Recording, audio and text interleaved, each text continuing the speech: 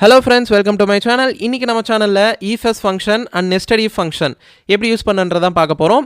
Already நம்ம சேனல்ல if functionனா என்ன, if functionல and function எப்படி கம்பைன் பண்றது, or function எப்படி கம்பைன் பண்றன்றத பார்த்திருப்போம். அதை இன்னும் பார்க்கலனா நான் டிஸ்கிரிப்ஷன்ல லிங்க் கொடுக்கிறேன், அதையும் செக் பண்ணி பாருங்க.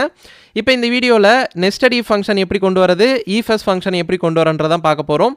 அதுக்கு முன்னாடி நீங்க நம்ம சேனலுக்கு புதுசுனா நம்ம சேனலை மறக்காம subscribe பண்ணிக்கங்க, கூடவே பக்கத்துல இருக்க பெல் ஐகானையும் கிளிக் பண்ணிக்கங்க. வாங்க வீடியோக்குள்ள போகலாம். ஸோ நம்மக்கிட்ட ஒரு டேட்டா இருக்குது. இதில் என்னென்னா ஒவ்வொரு ஸ்டூடெண்ட்டும் 5 சப்ஜெக்டில் எவ்வளோ மார்க் எடுத்திருக்காங்கன்ற ஒரு மார்க் லிஸ்ட் இருக்குது. இதில் வந்து பார்த்திங்கன்னா நமக்கு ஆவரேஜ் மார்க் எவ்வளோ எடுத்திருக்காங்கன்ற டேட்டாவும் இருக்குது. இந்த ஆவரேஜ் மார்க்கை பேஸ் பண்ணி அவங்களுக்கு நம்ம கிரேட் அசைன் பண்ணணும். அதாவது 90 to 100 இருந்தாங்கன்னா அவங்களுக்கு ஏ கிரேடும், 80 to 89 இருந்தாங்கன்னா B grade, 70 to 79 C grade, 60 to 69 D grade, அதுக்கு கீழே மார்க் இருந்துச்சுன்னா அவங்களுக்கு எஃப் கிரேட் அசைன் பண்ணணும்.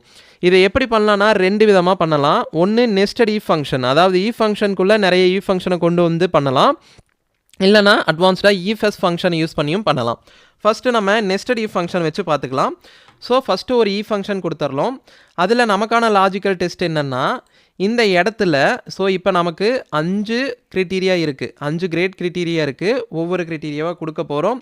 ஃபஸ்ட்டு என்ன கொடுக்க போகிறோம்னா greater than or equal to 90.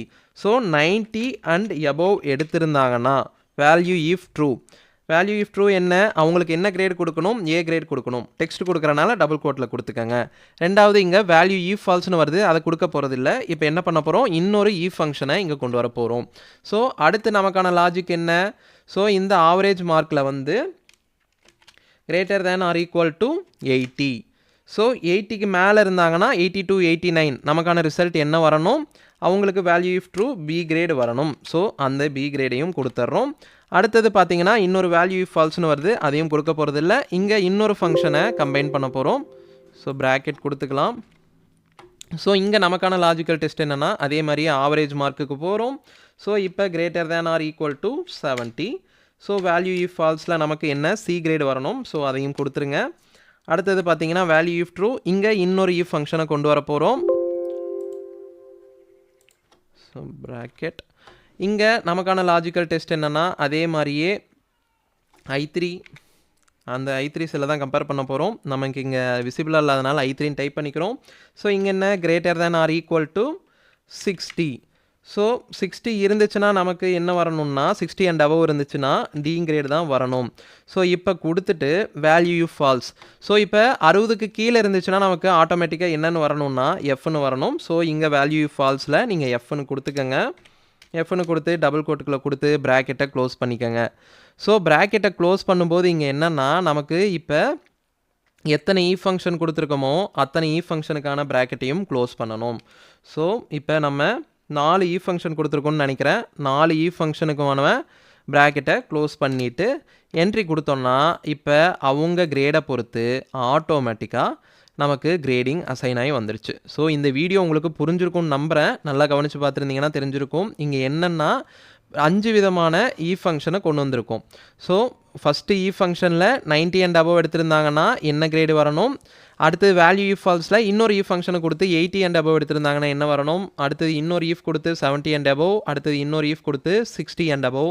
Suppose இந்த 4மே வரலனா நமக்கு என்ன ரிசல்ட் வரணுன்றதை நெஸ்டட் இஃப் ஃபங்க்ஷன் கம்பைன் பண்ணி கொடுத்துருப்போம். ஸோ இந்த நெஸ்டட் இஃப் ஃபங்க்ஷன் யூஸ் பண்ணி 64 க்ரைட்டீரியாவை நம்மளால் கொடுத்துக்க முடியும். இப்போ நெஸ்டட் இஃப் ஃபங்க்ஷன் யூஸ் பண்ணி எப்படி கிரேட் அசைன் பண்ணுறது பார்த்தாச்சு. இதுவே ifs ஃபங்க்ஷன் யூஸ் பண்ணி எப்படி பண்ணலான்றதை பார்க்கலாம். ஸோ இந்த ifs ஃபங்க்ஷன் கொடுத்தீங்கன்னாவே நமக்கு logical test 1 value if true அந்த மாதிரி நமக்கான ஆர்குமெண்ட்ஸ் வருது. இதில் வந்து பார்த்திங்கன்னா நமக்கு 127 லாஜிக்கல் டெஸ்ட்டை கொடுத்துக்கலாம். ஸோ என்னென்னா ஃபஸ்ட்டு க்ரைட்டீரியா என்ன, நமக்கு average mark greater than or equal to 90. So 90 and above இருந்துச்சுன்னா நமக்கான வேல்யூ என்ன வரணும், ஏன்ற கிரேடு வரணும். ஸோ அதை டபுள் கோட் கொடுத்து உள்ளே கொடுத்துருங்க. அடுத்தது ரெண்டாவது லாஜிக்கல் டெஸ்ட் என்ன, i3, அதாவது நமக்கு average mark greater than or equal to 80. 80 and above இருந்துச்சுன்னா நமக்கு பீன்ற கிரேடு வரணும்.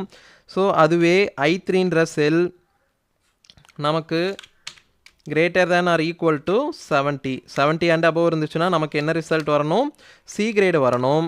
ஸோ அடுத்த லாஜிக்கல் டெஸ்ட் என்ன, இந்த மாதிரி கமா கொடுத்துட்டு போனீங்கன்னா நமக்கு இது மாதிரி லாஜிக்கல் டெஸ்ட் 1 2 3 4ன்னு போயிட்டே இருக்கும். 127 லாஜிக்கல் டெஸ்ட்டு நமக்கு இங்கே வரும். ஸோ அடுத்த லாஜிக்கல் டெஸ்ட் என்ன, I3 > 60. ஸோ 60 அண்ட் அபவ் இருந்தாங்கன்னா நமக்கு என்ன கிரேடு வரணும், டி கிரேடு வரணும். ஸோ அடுத்தது பார்த்தீங்கன்னா 60க்கு கீழே இருந்தாங்கன்னா நமக்கு என்ன கிரேடு வரணும்னா எஃப்ன்ற கிரேடு வரணும். ஸோ ஜஸ்ட்டு நீங்கள் என்ன பண்ணுங்கள், அதே மாதிரி I3 ரெஃபரன்ஸை கொடுத்துருங்க. ரெஃபரன்ஸை கொடுத்துட்டு இங்கே <60. ஸோ 60க்கு கீழே இருந்தாங்கன்னா நமக்கு என்ன ரிசல்ட் வரணும்னா எஃப்ன்ற கிரேடு வரணும். ஸோ அதையும் கொடுத்து ப்ராக்கெட்டை க்ளோஸ் பண்ணி என்ட்ரி கொடுத்தீங்கன்னா ஆட்டோமேட்டிக்காக நமக்கான கிரேட் எல்லாமே வந்துருச்சு. ஸோ இப்போ நெஸ்டட் ஈஃப் ஃபங்க்ஷனையும் இஎஃப்எஸ் ஃபங்க்ஷனையும் யூஸ் பண்ணி எப்படி நமக்கான கிரேடிங்கை கொடுக்கலாம், குறிப்பிட்ட ரேஞ்சுக்குள்ளே இருக்க டேட்டாவுக்கு எப்படி கிரேடிங் கொடுக்கலான்றதை பார்த்தாச்சு.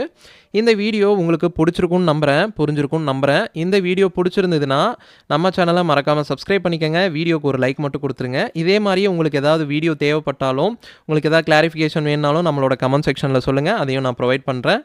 இந்த வீடியோவை எக்ஸல் கற்றுக்கணும்னு நினைக்கிற உங்களோட ஃப்ரெண்ட்ஸுக்கும் ஷேர் பண்ணுங்கள். நன்றி, வணக்கம்.